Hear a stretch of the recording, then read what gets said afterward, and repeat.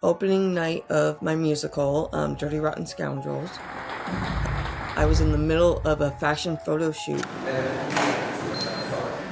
I was doing the makeup and the hair, and in the middle of this photo shoot, my doctor called me and she said, "It is cancer."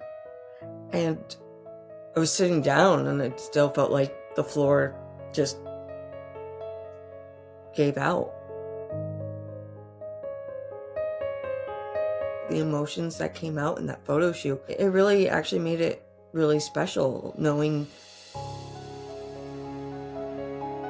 we came together and made something beautiful out of something so awful. I am a wig attendant as well as a makeup artist. I've always considered myself to be more of a creative individual. After I went through some other hardships, I took a reevaluation of what I wanted to do with my life and realized my passion really is like makeup and storytelling and the way that we use makeup to actually tell a story.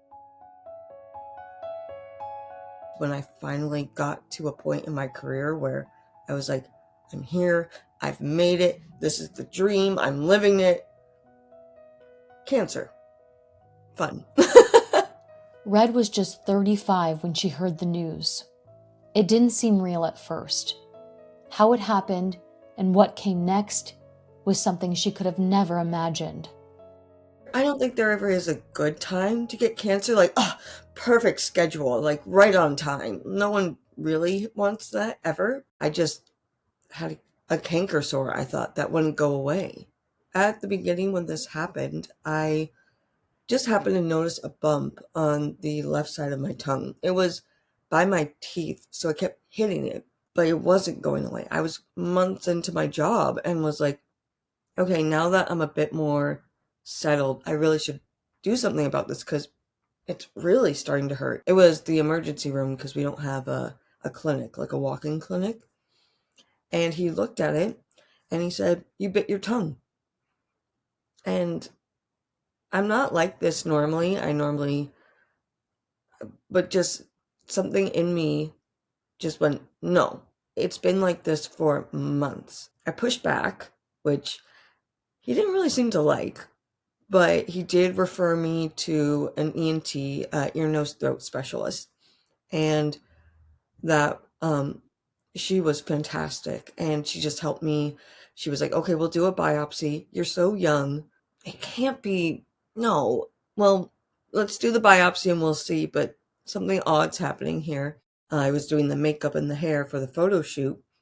And in the middle of this photo shoot, knowing I had to go do a show later, my doctor called me and she said, "It is cancer." I told my immediate team, but I I didn't want to throw off opening night. Like everybody else was excited and they were ready to perform and do a great show. And I'm cancer had already affected me. I didn't want it affecting anyone else yet. We started actually calling my cancer Carl. So that way we could talk in front of people, being like, "How's Carl? Oh, he's such a jerk." Or, "You know what? He's not so bad today. He's not being too tough." So it was like our little code word for, how are you doing? Without letting other people know right away. But eventually I did.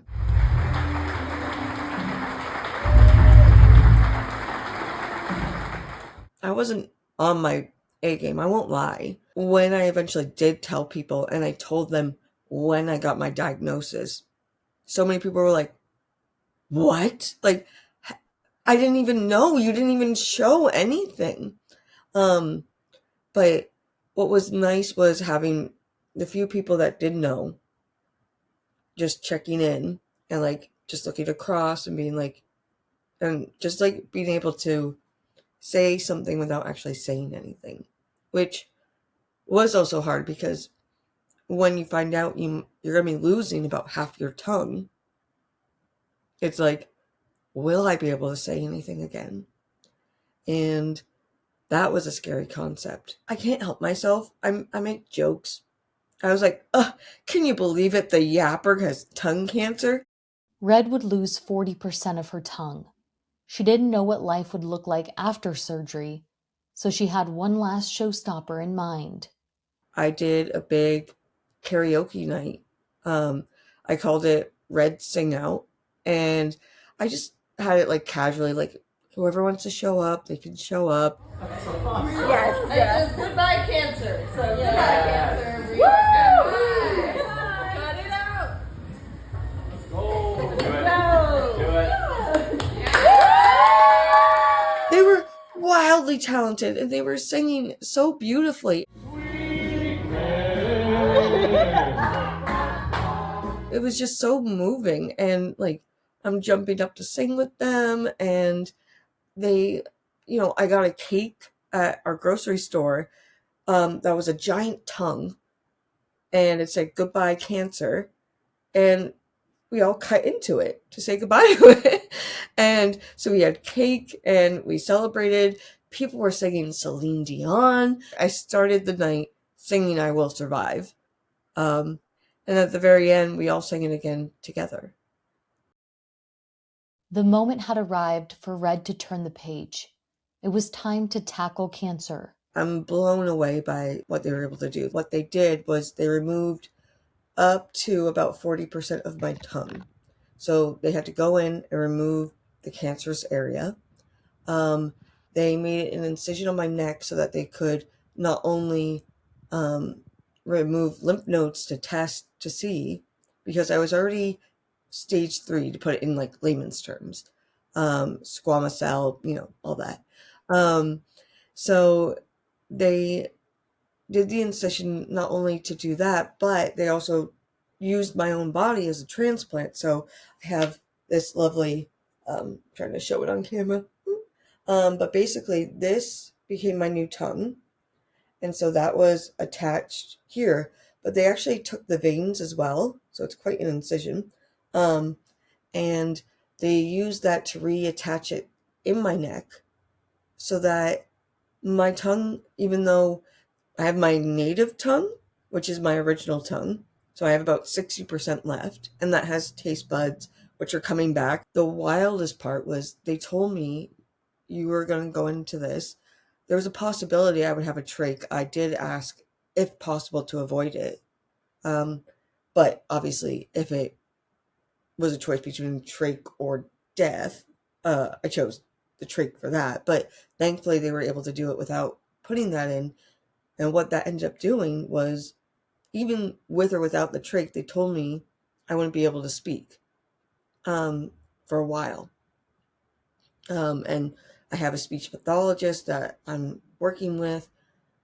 But the wild part was, I came out of my surgery, I woke up, I saw my parents, and I went, Mom. And everybody went, what? And yeah, I was talking and people could understand me. Like, I had a board ready to write. I had, like, it was bizarre. We don't know why that happened either. I've said this before. My own body tried to shut me up, and nope, couldn't do it. Even while recovering in a hospital bed, Red stayed connected to her theater family. Part of our warm-ups that we would do, like the crew, we started doing this thing where we would just stretch our bodies, and we were working on Robert Lepage's Macbeth, and he said it during the biker wars in Quebec. And so there's literally motorcycles going around on stage and backstage. So part of what we were doing was we would stretch out our hands and twist, and we had to, as though we're revving a motorcycle, but it's also to get our wrists kind of stretched out. And it just was this very surprising moment where they were telling me I had to stretch in my hospital bed. I was like, oh, Dad, record me. So And then to get a message from one of my crew members, where they all were doing it. it's good motivation. Hi, Red. Hi, Red. Actually, that doesn't. It's culty. I understand why Shaggy had to go. Hello, Red. It was one of those silly but really memorable moments for me. Just as we were getting better and improving, we got the results from my lymph nodes, and they took out 51 lymph nodes, and of all 51, one had cancer in it. And my team was like, so here's your options. Like, it's a very small amount, but it's there. So to ensure it doesn't come back, we can do radiation. We would do 30 treatments. Monday through Friday, you come in and you have, and it's cumulative, so the side effects will hit you later. But it is going to be hard, and it is going to affect your mouth, and it is going to affect like all of that. Or we can wait, and it could potentially spread to other parts. Red went through radiation. The treatment itself isn't that bad. It just feels like getting an x-ray. It's afterwards when you get those side effects from it that you're like, oh, the fatigue hits you like a wall. Hey, Instagram. Come with me for my radiation treatment. I slept so much. I'm someone who operates on very little sleep, so suddenly getting like a full 8 hours was wild to me. As a makeup artist, Red's mission is to help others feel comfortable in their own skin, and she's learning to do the same as she continues to heal. What helps you feel your strongest may be something as simple as this moisturizer. As wild as that seems, but because your body's going through so much, sometimes the dryness of your skin or the like looking at your scars and being like, I don't want to see this, or I don't want to. It's about how you use the tools that are available to see yourself in a way that is you. Whether that's being a cosplayer and you do like these crazy horror and like body gore things, or you just want to do something as simple as like a red lip, or you don't want any makeup and you just want your skin to feel like not dry, or you want your skin to feel your sense of normal again. Like, that's kind of the beautiful thing about being a makeup artist and doing what I do, is that I get to teach people how to do that. I try and make it as accessible as possible. Before my surgery, I went and I taught at the School for the Blind, because people are like, blind people can't wear makeup. Yes, they can. They absolutely can. And if that's going to make them feel more confident in who they are, and if that's what they want to do, why not? And it goes for any patient. The things that you need to feel better in your own skin and to feel stronger and to help you with whatever battle or journey you're on, I say go for it. And if there's any way I can help, I'm ready to help. Her inspiration has always led her back to where it all began, backstage. For me, because I'd worked so hard to get here, and because there was such a community behind it, and I love what I do so much, I wanted so badly to come back. And it gave me something to strive for, and it gave me something to work towards.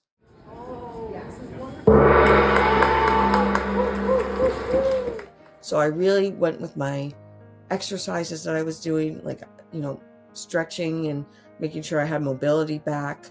Also building up the stamina to be able to, do an entire show, because it's not that you're just sitting there and no, you have to cross stages, you're going up and down stairs, you're like, it's a very fast moving job. And so I had to physically be ready. But I think the biggest challenge was actually the emotional part, which I didn't think about because I was so focused, like, to physically be able to do it, I'll be good. It was really emotional, and so many people were just so supportive though as I was going through it. It was so important to have that community. And I did have to tell a couple of performers though, like, listen, you are about to go upside down in this wig. Do not be nice and say, oh yeah, this is fine, this is okay. I need you to still treat it the same way just because of what I went through. Don't go easy on me.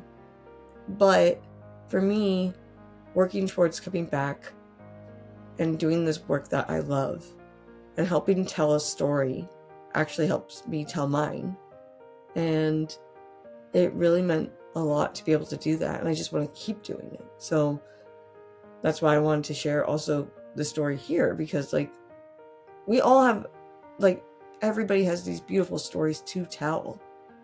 And the fact that I still have 60% of my tongue, I'm going to use as much of it as I can to keep telling this story and advocating for this. As a cancer survivor myself, Red, thank you so much for sharing your story. If this story was impactful to you, we've queued up another tongue cancer story here, a playlist here, and please make sure you subscribe here to join the patient story community. And always remember, you're not alone.